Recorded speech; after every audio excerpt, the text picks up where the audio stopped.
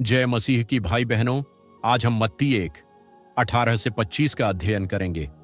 यह खंड प्रभु यीशु मसीह के जन्म की कहानी को बताता है। हम इसे पद प्रतिपद समझेंगे और जीवन में इसका क्या मतलब है उस पर चर्चा करेंगे। पद 18। यीशु मसीह का जन्म इस प्रकार हुआ। जब उसकी माता मरियम की मंगनी यूसुफ के साथ हो चुकी थी तो उनके एक साथ रहने से पहले ही मरियम पवित्र आत्मा के द्वारा गर्भवती पाई गई।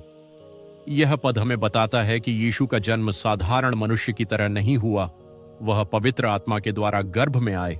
यह हमें यीशु के ईश्वरीय और पवित्र स्वभाव को दिखाता है। आवेदन: यह हमें सिखाता है कि हमारा उद्धार केवल ईश्वर के हस्तक्षेप से संभव है। पद 19। उसका पति यूसुफ धर्मी पुरुष था और उसे बदनाम करना नहीं चाहता था, इसलिए उसने उसे चुपके से त्यागने का विचार किया। यूसुफ का चरित्र यहां दिखता है। वह धर्मी था और मरियम के लिए करुणा रखता था। आवेदन: यह हमें सिखाता है कि हमें परिस्थितियों में दूसरों के प्रति प्रेम और करुणा दिखानी चाहिए, भले ही हमें सब कुछ समझ न आए। पद 20-22।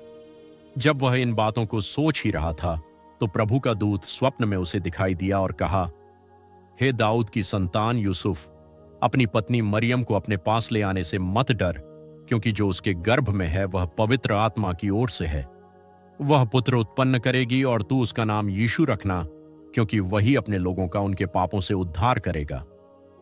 यहां परमेश्वर यूसुफ को स्पष्टता और दिशा देते हैं। यीशु का नाम उद्धारकर्ता का अर्थ रखता है। आवेदन: जब हम भ्रमित होते हैं, परमेश्वर हमें अपने वचन और प्रार्थना के द्वारा दिशा देते हैं। यीशु हमारे पापों से बचाने का एकमात्र माध्यम है। पद 22-23।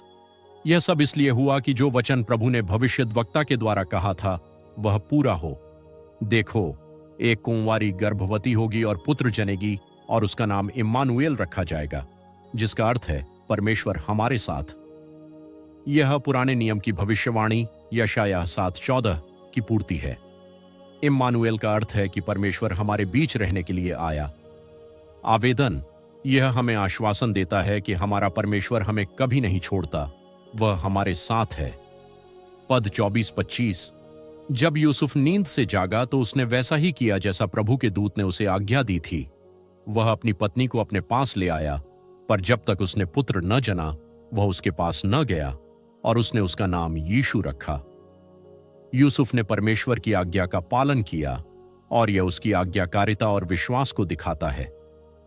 आवेदन: जब हम परमेश्वर की आज्ञाओं का पालन करते हैं तब हम उसके उद्देश्य को अपने जीवन में पूरा होते देखते हैं।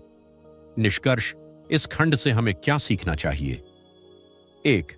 परमेश्वर का प्रेम और उद्धार यीशु के द्वारा प्रकट हुआ। 2. कठिन परिस्थितियों में भी हमें विश्वास और आज्ञाकारिता में चलना चाहिए। 3. परमेश्वर हमारे साथ हैं, इम्मानुएल। आइए हम प्रार्थना करें। हे स्वर्गीय पिता, हम तेरा धन्यवाद करते हैं कि तूने अपने पुत्र यीशु मसीह को हमारे उद्धार के लिए संसार में भेजा। हम तेरा धन्यवाद करते हैं कि तूने हमें अपने वचन के माध्यम से सिखाया कि तू हमारे साथ है, इम्मानुएल। हे प्रभु, हमें भी यूसुफ और मरियम की तरह तुझ पर विश्वास और आज्ञाकारिता में चलने की शक्ति दे। हमें सिखा कि जब हम कठिनाइयों का सामना करें तब भी हम तेरे मार्ग पर टिके रहें। हम तुझसे विनती करते हैं कि तू हमारे जीवन में तेरी इच्छा को पूरा कर। प्रभु यीशु, हम अपने पापों के लिए क्षमा मांगते हैं और तुझ पर विश्वास करते हैं कि तू हमारा उद्धार करता है। हमारे जीवन में तेरे नाम की महिमा हो और तू हमें सदा तेरे प्रेम और कृपा में बनाए रख। यह प्रार्थना हम यीशु मसीह के नाम से मांगते हैं, आमीन। अगर आपको यह संदेश प्रेरणादायक लगा हो तो इस वीडियो को लाइक और सब्सक्राइब करें और दूसरों के साथ साझा करें। धन्यवाद।